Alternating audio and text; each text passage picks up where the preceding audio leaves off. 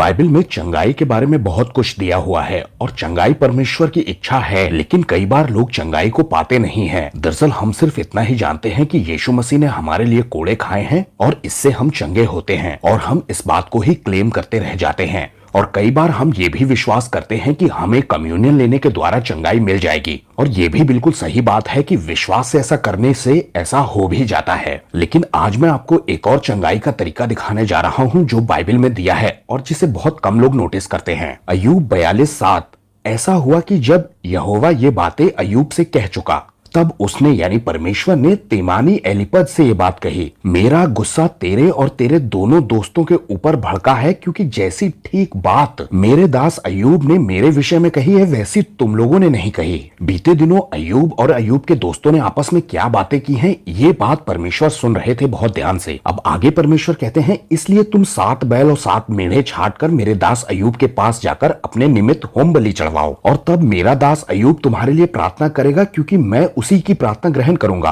और main point ये है कि तुमने मेरे विषय में वैसी बातें नहीं की जैसी अय्यूब ने की थी। अब ध्यान दीजिए कि अय्यूब ही बीमार है और वो ही परमेश्वर के बारे में सही बातें कह रहा है, बावजूद इसके वो बीमार है, और परमेश्वर ये कह रहे हैं कि बलिदान के बाद तुम्हारे लिए प्रार्थना वो करेगा। आगे की आयतों में लिखा है, ये सुनकर तेमानी एलीपज, शूही बिल्दद और नामाती सोपर ने जाकर यहोवा की आज्ञा के अनुसार किया, और यहोवा ने अय्यूब की प्रार्थना ग्रहण की। और जब अय्यूब ने अपने मित्रों के लिए प्रार्थना की, तब यहोवा ने उसका सारा दुख दूर कर दिया, और जितना अय्यूब के पास पहले था उससे दुगना यहोवा ने उसे दे दिया। ये ध्यान दीजिए कि अय्यूब ने परमेश्वर के बारे में सही बात बोली है और प्रार्थना भी उसी ने की है, और भले ही वो खुद बीमार था तब भी। अब याकूब की पत्री में इन पदों पर ध्यान दीजिएगा। याकूब 5:16, इसलिए तुम आपस में एक दूसरे के सामने अपने अपने पापों को मान लो और एक दूसरे के लिए प्रार्थना करो, जिससे चंगे हो जाओ। मतलब वो जो दोस्त हैं आपके मित्र हैं, विश्वासी हैं जो, उनके सामने आप अपने पापों को मान लीजिए और एक दूसरे के लिए प्रार्थना करो। मतलब कि ये मत रोते रहो कि मैं बीमार हूं, मैं परेशान हूं, मेरी ये दिक्कत है ना,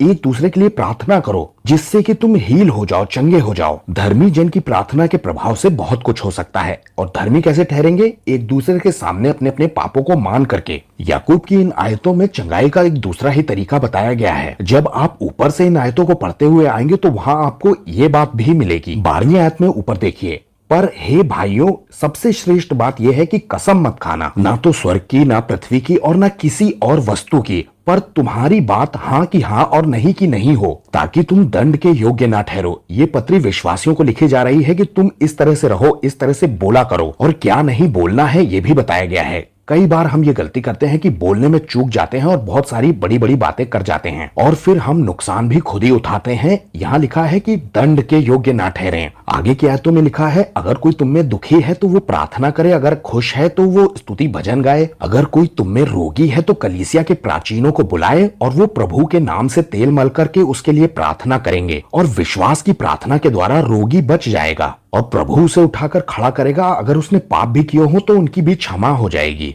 ये सारा कॉन्टेक्स्ट आपके बात करने के बारे में है। अय्यूब में हमने ये पढ़ा कि अय्यूब ने बीमार होने के बावजूद अपने दोस्तों के लिए प्रार्थना की, और हाँ की हाँ और ना की ना, यानी कि बातचीत कैसी हो, परमेश्वर को पसंद आने वाली होनी चाहिए हमारी बातचीत। अपने कठिन समय में, अपनी बीमारी में आप परमेश्वर के बारे में कैसी राय रखते हैं, क्या मुंह से निकालते हैं, ये बात परमेश्वर देखते हैं। हम बीमारी का इलाज करने में, दवाई खाने में इतने उस्ताद रहते हैं कि हम ये भूल जाते हैं कि हमें इस बात पे भी गौर करना है कि हमने क्या किया है। हम दंड के नीचे आ गए हैं, या फिर परमेश्वर हमारे विश्वास को जांचना चाह रहा है कि हम अपनी बीमारी में दूसरों के लिए प्रार्थना करेंगे या नहीं। और इस बीच में हम बोलेंगे क्या हमारी बात हाँ की हाँ होगी, या हम अपने दोस्तों मित्रों के सामने कन्फेस करेंगे अपने पापों को। बीते दिनों कुछ गलत तो नहीं निकल गया हमारे मुंह से, या फिर हमारा मुंह ही तो हमें यहाँ तक नहीं ले आया है। वैसे बीमारी हो या ना हो, कोई कष्ट परेशानी हो या ना हो, हमारे मुंह से ठीक बात ही निकलनी चाहिए। सबको जय मसीह की।